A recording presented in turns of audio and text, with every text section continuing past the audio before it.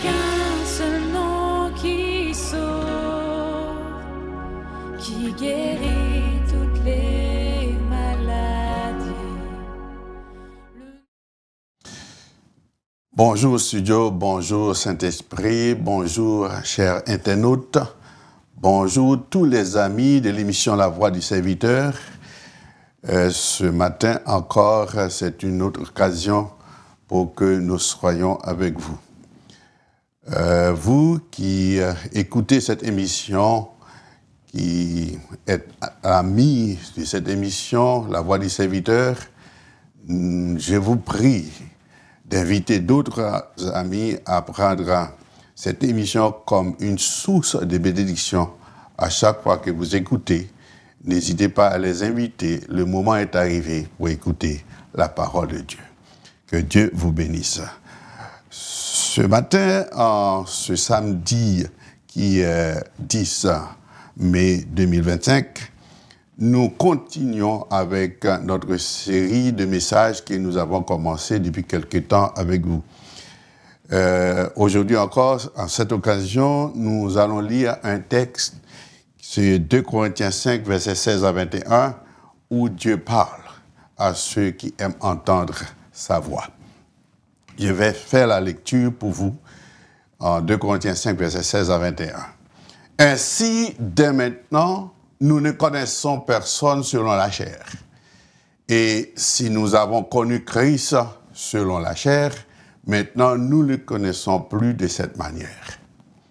Si quelqu'un est en Christ, il est une nouvelle créature. Les choses anciennes sont passées, voici, toutes choses sont devenues nouvelles.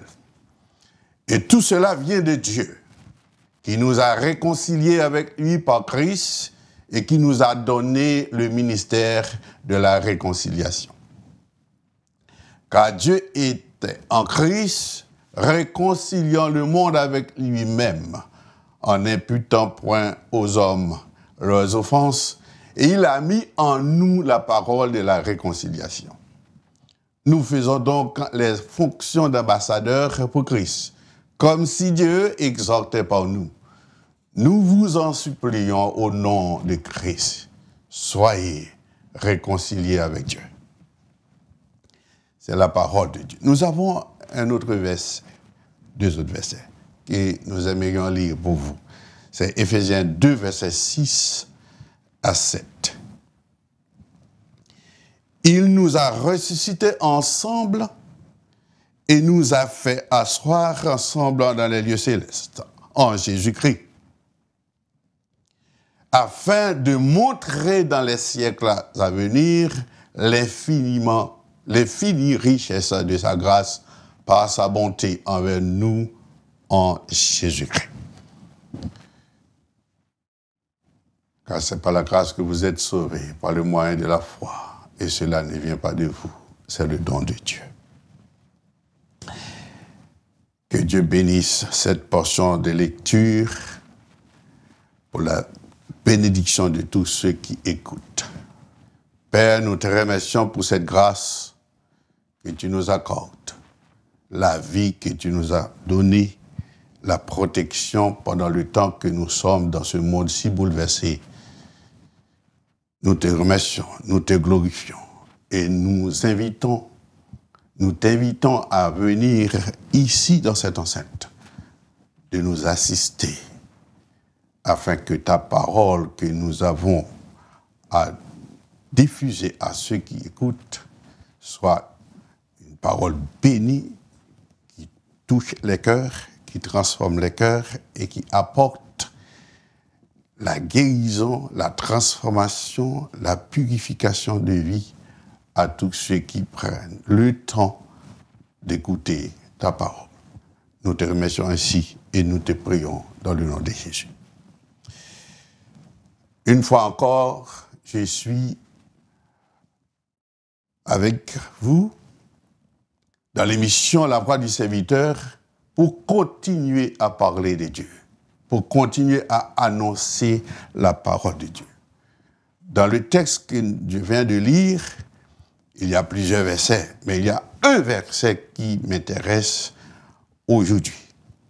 C'est le verset 17 qui dit « Si quelqu'un est en Christ, il est une nouvelle créature. Les choses anciennes sont passées. Voici toutes choses sont devenues nouvelles. » Nous allons réfléchir sur ce verset. J'ai un titre, un sujet, un thème.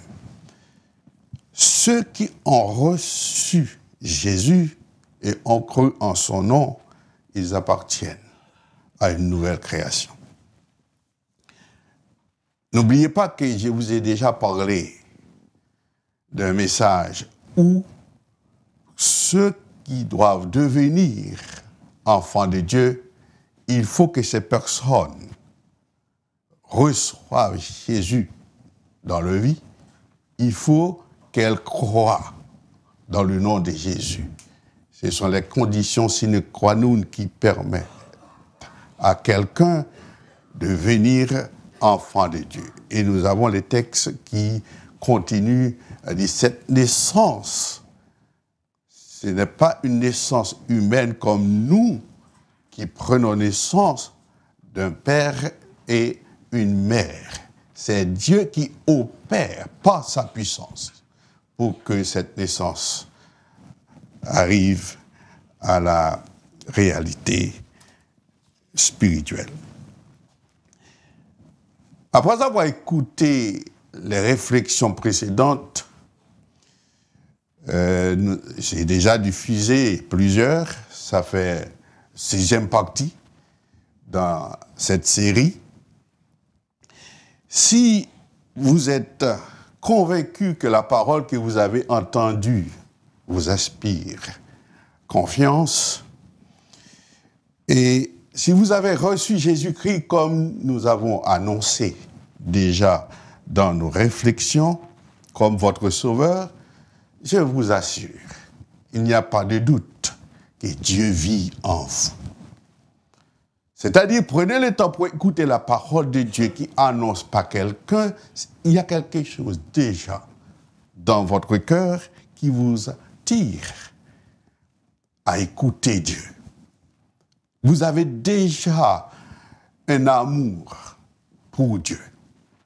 Et Jésus-Christ dit en Jean 14, verset 23, « Si quelqu'un m'aime, il gardera ma parole.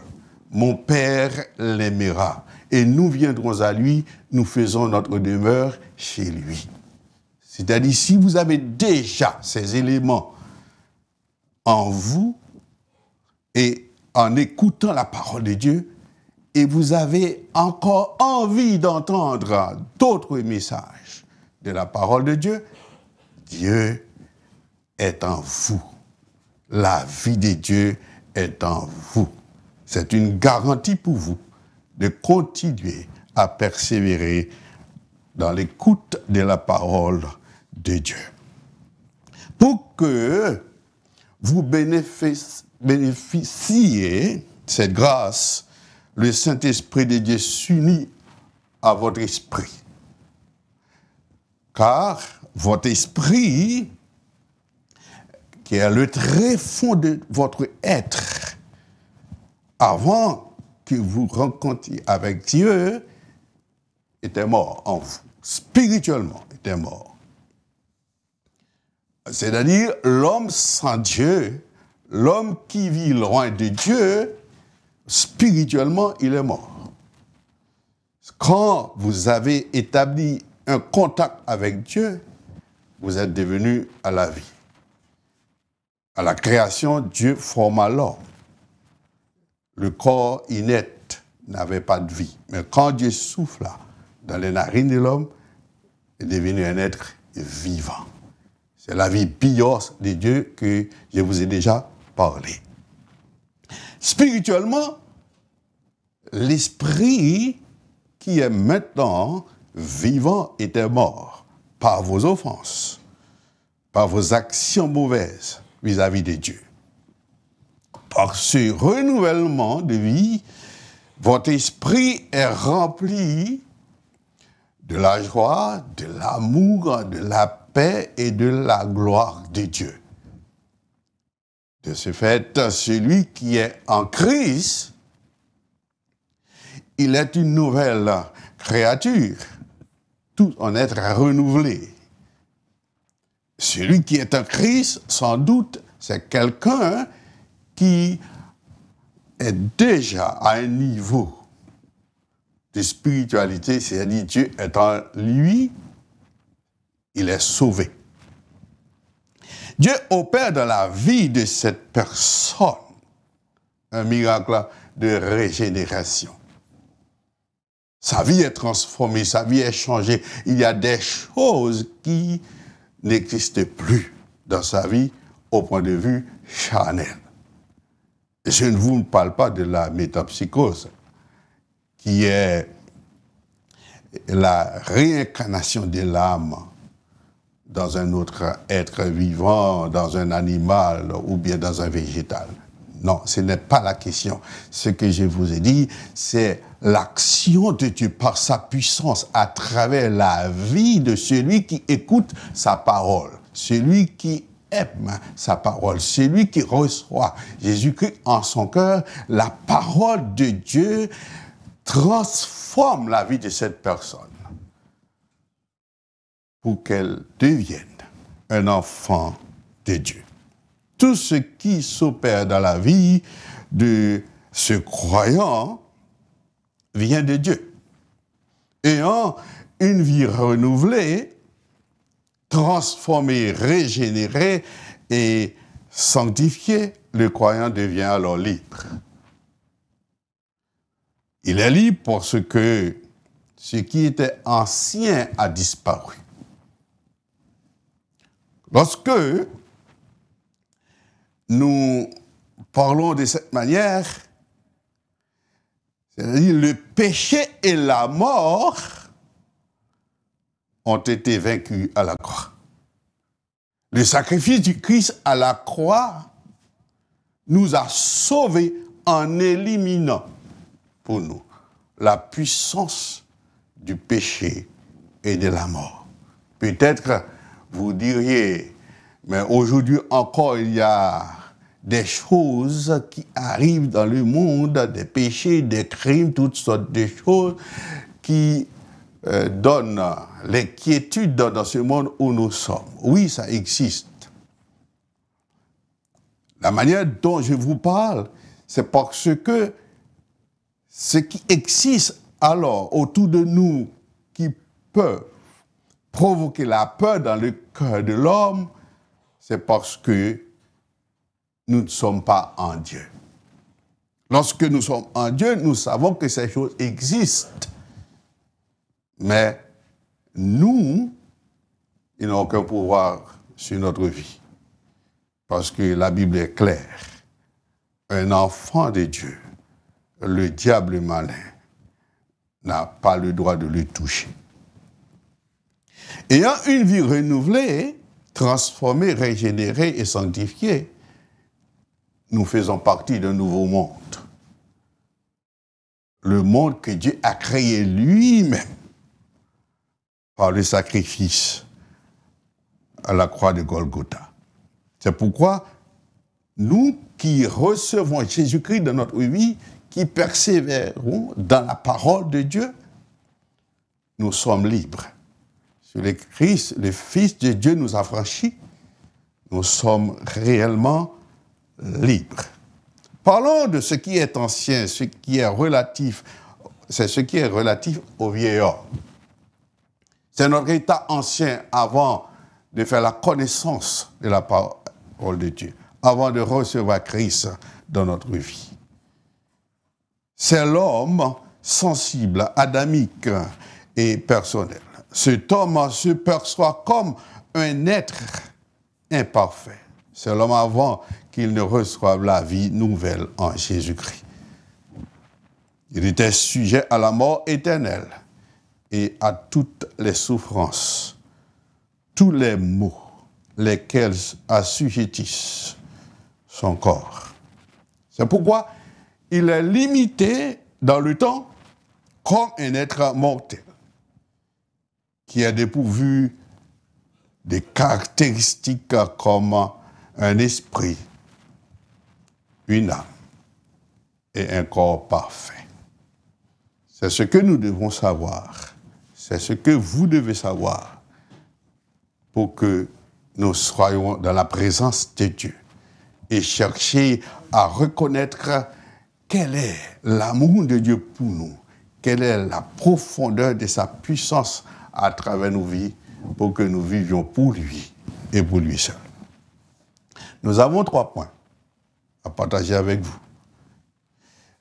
Premier point, lorsque vous recevez Christ dans votre vie et vous faites partie de ce nouveau monde créé par Dieu, l'Esprit de Dieu règne dans votre vie. L'Esprit de Dieu règne dans la vie du croyant. Tout ce qui est arrivé pour que vous acceptiez la parole de Dieu comme bénédiction de votre âme, c'est parce que l'Esprit de Dieu vous a convaincu. L'Esprit de Dieu vous a influencé, a imprégné votre vie pour que cela soit pour vous une bénédiction. Celui qui invite Jésus-Christ à venir vivre en lui, lorsque Jésus vient, il a ressenti tout de suite une nouveauté dans sa vie. Quelque chose qui change. Quelque chose qui est inhabituel dans sa vie.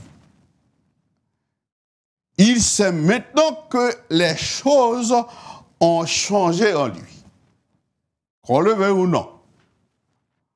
Quand le contact s'établit entre l'Esprit de Dieu et l'Esprit de l'homme, il y a quelque chose qui est arrivé spontanément, de façon inhabituelle. La personne sait. Même Jésus-Christ, lorsque la femme qui souffrait de la descend depuis des années, en touchant le pan de la robe de Jésus, Jésus lui-même dit, il y a quelque chose qui sort en moi. Il y a quelqu'un qui me touche. Il y a un changement, il y a une réaction qui fait sentir quelque chose inhabituel. Cette personne sent qu'elle est différente de sa façon habituelle. Cette différence est marquée par la présence de Dieu, car le Saint-Esprit s'unit alors à l'esprit de l'homme, à l'esprit de celui qui est en contact avec Dieu. Mais cette sensation n'est pas permanente, souvent. Pour comprendre ceci, souvenez-vous des réflexions précédentes et vous vous en rendez compte que pourquoi vous ne pouvez pas rester en contact permanent avec Dieu. Lorsque vous priez, vous ressentez quelque chose. Vous ressentez un renouveau, vous ressentez une puissance, vous ressentez une transformation. Et après quelque temps, c'est disparu. Vous ne sentez rien. Vous n'êtes plus dans le même état. Il y a quelque chose qui est arrivé. C'est parce que le niveau de la spiritualité que vous devez atteindre, il y a des coupures, des choses du monde qui s'influencent autant de votre vie sur cette terre. L'expérience chrétienne nous permet de mieux comprendre pourquoi vous ne pouvez pas maintenir votre contact permanent avec Dieu. Après avoir ressenti sa présence, c'est-à-dire la présence de Dieu, lorsque vous priez, vous tenez compte des réflexions précédentes de cette série. Et si vous croyez dans les Saintes Écritures, si vous croyez dans la parole de Dieu, la parole de Dieu est claire concernant la nature humaine. C'est parce qu'elle est composée de 3 parties. Je vous ai dit déjà, esprit, âme et corps. La Bible dit, Que le Dieu de paix vous sanctifie lui-même tout entier et que tout votre être, l'esprit, l'âme et le corps soient conservés irrépréhensibles lors de l'avènement de notre Seigneur Jésus-Christ. 1 Thessaloniciens 5, verset 23. C'est-à-dire âme, corps et esprit. Ce qui coupe votre contact avec Dieu, c'est l'action de l'âme qui a le besoin des choses humaines, la sensation, tout ce dont que vous avez besoin pour vivre. Parfois, vous oriente dans d'autres choses. Vous n'avez plus maintenant le regard vers Dieu. La Bible est claire. Dit, car tous ceux qui sont conduits par l'Esprit de Dieu sont fils de Dieu. Romains 8, verset 14. Pour être conduit par l'Esprit de Dieu, il faut qu'il règne sur ta vie. Il faut que vous donniez l'occasion à l'Esprit de Dieu de demeurer dans votre vie, de travailler avec vous pour que cela soit pour vous une bénédiction. Pour être conduit par l'Esprit de Dieu, il faut que l'Esprit de Dieu fait sa demeure dans la vie de tous ceux qui sont enfants de Dieu. Sa présence a pour but d'enseigner le croyant selon les circonstances. Quand vous êtes enfant de Dieu, vous êtes ami de Dieu, vous êtes serviteur de Dieu, il y a des situations qui se présentent. Cela ne dépend pas de vous. C'est l'affaire de Dieu. Il faut aller à la prière. Il faut remettre ces choses à Dieu. Il faut remettre ces choses à Dieu, pardon. Il est là pour conduire le croyant dans la direction, dans la réflexion de tout ce que le croyant est en train de faire. De façon à réfléchir, de façon à parler et agir selon la parole de Dieu. En d'autres termes, il y a certaines exigences qui sont en conformité avec la parole de Dieu. Exigences, l'Esprit de Dieu a le pouvoir de conduire à des incitations. Comme premièrement, il exerce dans le cœur du croyant des pressions internes afin qu'il fasse la volonté de Dieu.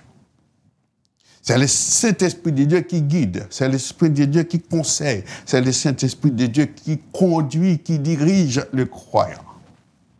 Si toutefois le croyant veut grandir dans la présence de Dieu. Car la parole de Dieu dit, si vous vivez selon la chair, vous mourrez. Mais si par l'Esprit, vous faites mourir les actions du corps, vous vivrez. Romains 8, verset 13. En outre, il dit, car c'est Dieu qui produit en vous le vouloir et le faire, selon son bon plaisir. C'est-à-dire, si vous laissez conduire par l'Esprit de Dieu, vous marcherez en nouveauté de vie, dans la lumière, dans la voie de la réussite et qui vous amène à la destination que Dieu a réalisée pour vous. Philippiens 2, verset 13. Et la Bible ne nous laisse pas dans l'ignorance concernant la vérité. Il faut la lire, car elle parle encore. Car la grâce de Dieu, source de salut, pour tous les hommes, a été manifestée.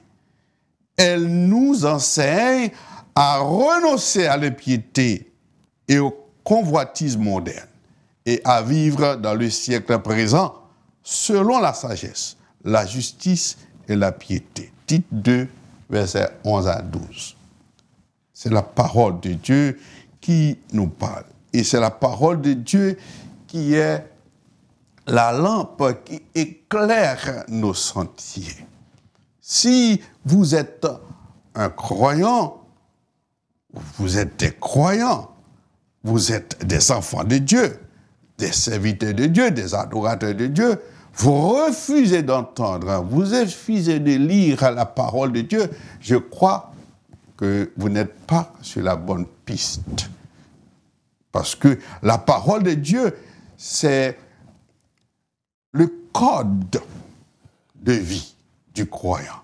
La parole de Dieu, c'est la boussole, la lumière, le phare qui dirige.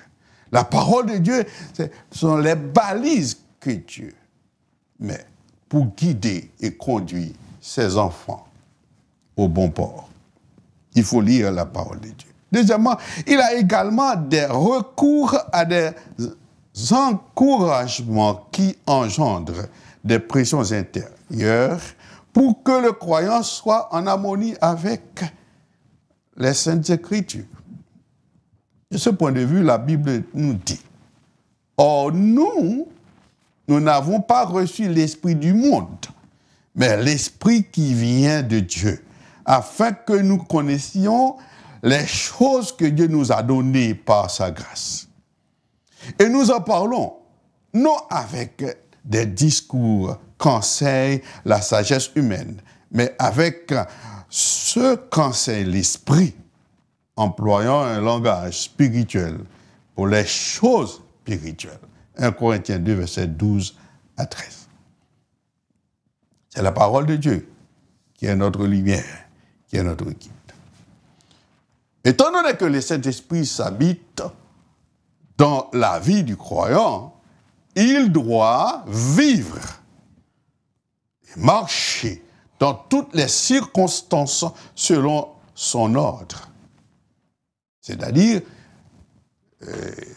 l'enfant de Dieu, le croyant, doit obéir à la voix de Dieu. Lorsque le Saint-Esprit de Dieu communique la volonté de Dieu, il faut obéir, il faut entendre, il faut appliquer. Pour ce faire, la Bible, qui est la boussole, enseigne les enfants de Dieu ainsi. Si nous vivons par l'Esprit, marchons aussi selon l'Esprit.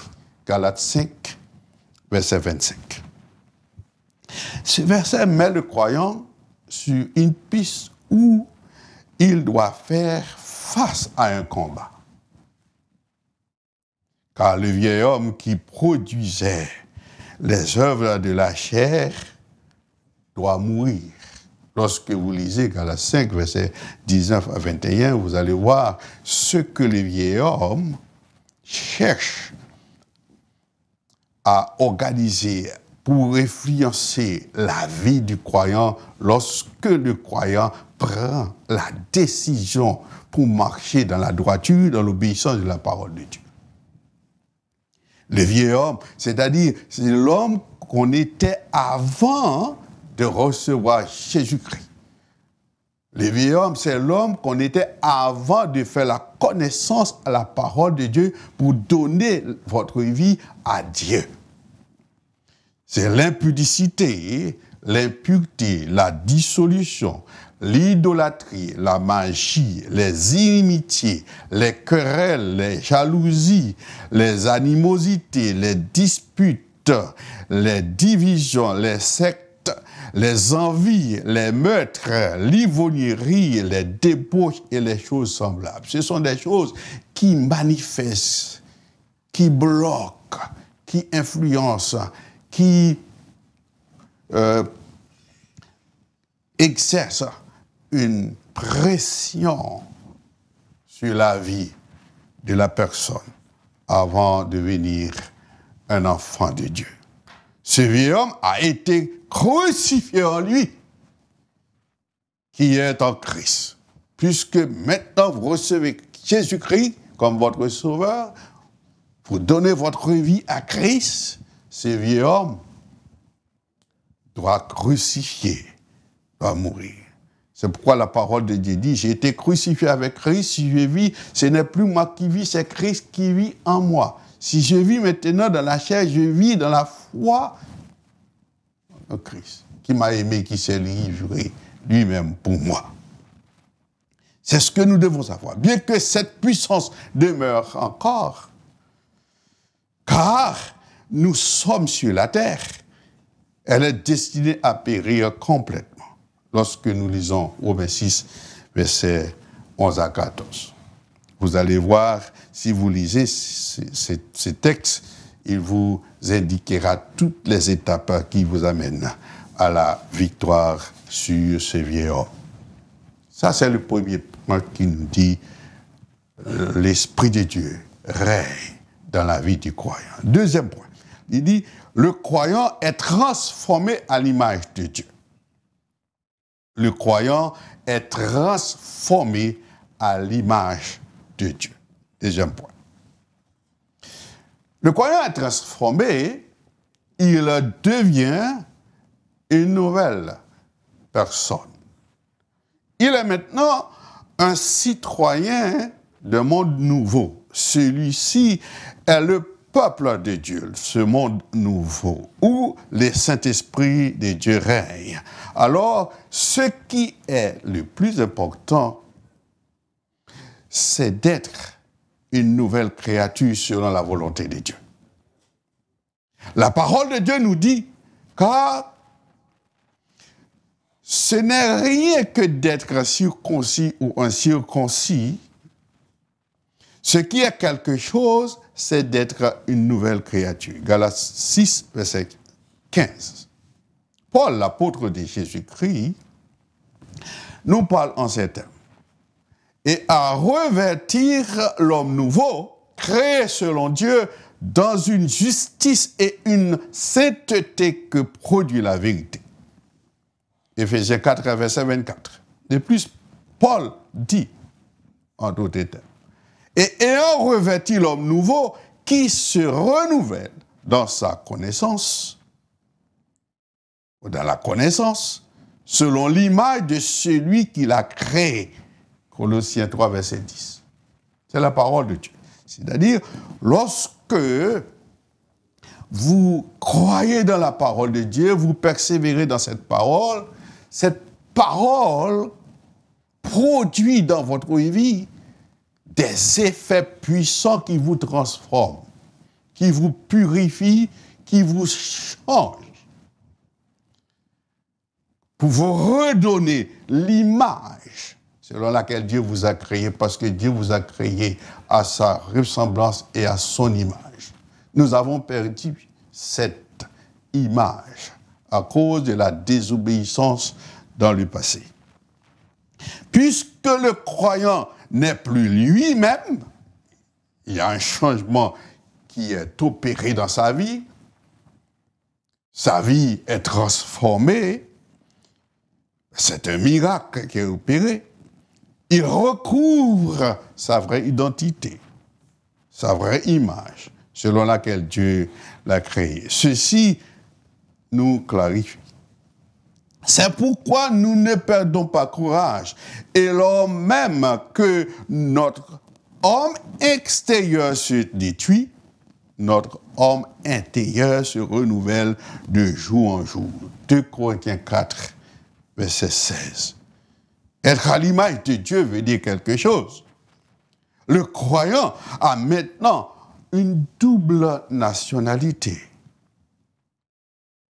Regardez la parole à cet effet. Et de même que nous avons porté l'image du terrestre, nous porterons aussi l'image du céleste. 1 Corinthiens 15, verset 49. Et Paul dit, je crois dans Philippiens 3, verset 20, notre cité à nous est dans les cieux. Il dit, c'est pourquoi, lorsque la parole dit, si quelqu'un est en Christ, il est une nouvelle créature, les choses anciennes sont passées, voici toutes choses sont devenues nouvelles. C'est-à-dire, vous n'êtes plus seulement un citoyen terrestre, vous êtes aussi un citoyen céleste. Le troisième point nous dit, le croyant participe à la gloire de Dieu avec une connaissance renouvelée. Après avoir recouvré son identité, c'est-à-dire le croyant avec Dieu, le croyant persévère alors dans la foi fervente, laquelle lui permet de progresser de puissance en puissance, de gloire en gloire. Celle-ci, c'est-à-dire la puissance de Dieu, le conduit à un niveau d'élévation afin qu'il expérimente la gloire de Dieu. Sur ce point, la Bible dit, nous tous qui, le visage découvert, contemplons comme dans un miroir la gloire du Seigneur. Nous sommes transformés en la même image, de gloire en gloire, comme par le Seigneur l'Esprit. 2 Corinthiens 3, verset 18. Arrivé à cette élévation, le croyant jouit le privilège du renouvellement de tout son être, en particulier sa connaissance. Colossiens 3, verset 10. C'est-à-dire le croyant jouit un privilège.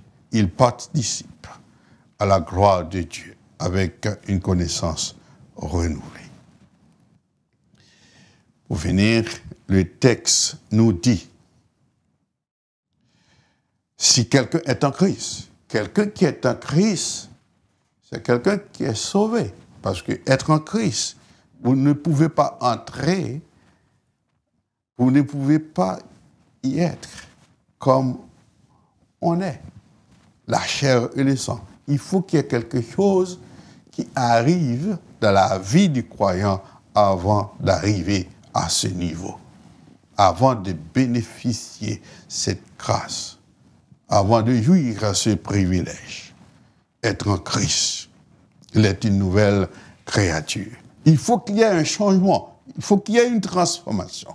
C'est ce que dit la parole de Dieu. Étant une nouvelle création, le vrai changement est évident dans la vie de cette personne. On peut le constater. C'est pourquoi l'Écriture dit que les anciens critères de sa vie passent et toutes choses sont devenues nouvelles. Là, il faut mettre en évidence une différence qui s'établit entre la vie spirituelle du croyant et celle de la pratique de sa vie. C'est-à-dire, il ne faut pas tenir compte que puisque le croyant est en Christ, lorsque vous constatez sa vie, vous pouvez dire quelque chose qui peut nous amener à une confusion. Non, il y a quelque chose qui est spécifiquement adapté à la spiritualité. Il y a d'autres choses à la vie pratique de la personne. Ce verset traite exclusivement ce qui caractérise un enfant de Dieu et de sa position. Il y a la position et la vie spirituelle. Pour que la personne soit en Christ, il faut que sa vie spirituelle corresponde à la parole de Dieu, à ce que la parole de Dieu enseigne. En faisant un constat à un niveau très élevé, quel que soit le degré de la capacité spirituelle du croyant, il est encore dans un combat pour que sa vie chrétienne soit en harmonie avec le Seigneur. Ce combat durera tout le temps que cette personne existe dans ce monde. Et la vie de tous les croyants dans ce monde est un combat. Comme d'habitude, je vous prie de partager cette émission avec vos amis, de ne pas écouter seulement pour vous, mais partager. Si vous aimez cette mission, si vous écoutez pour la première fois, n'hésitez pas de vous abonner, de liker cette émission et de partager cette émission. C'est un moyen pour vous de participer dans ce travail d'évangélisation. Dieu va vous bénir. Vous travaillez pour Dieu, vous prenez le temps d'écouter sa parole et vous partagez ce que vous écoutez, Dieu répandra sur vous des multiples bénédictions. Et vous qui écoutez, qui n'avez pas encore pris la décision pour devenir un enfant de Dieu, un serviteur de Dieu, servante de Dieu, je vous conseille de ne pas écouter pour écouter, mais écouter avec intérêt, avec garantie, et soyez intelligents, et pour que vous pratiquiez cette parole. Pratiquer cette parole, c'est recevoir, c'est appeler, inviter Jésus-Christ dans votre vie. Là où vous êtes, vous pouvez inviter Jésus. Et Seigneur Jésus, je crois que vous êtes le Dieu Tout-Puissant. Tu as le pouvoir de faire toutes choses. C'est pourquoi tu viens dans le monde et sauver l'humanité de péché. Je suis convaincu que ta parole est la vérité. Aujourd'hui même, Seigneur Jésus, je veux que vous régniez en moi, en ma vie, comme Seigneur, comme Maître et comme Sauveur. Je veux vous donner ma vie. Je veux être un de ceux qui annoncent ta parole. Je te prie de m'accepter pour que je sois un enfant de Dieu. Il vous écoute. Il viendra et vous verrez, quelque chose changera dans votre vie.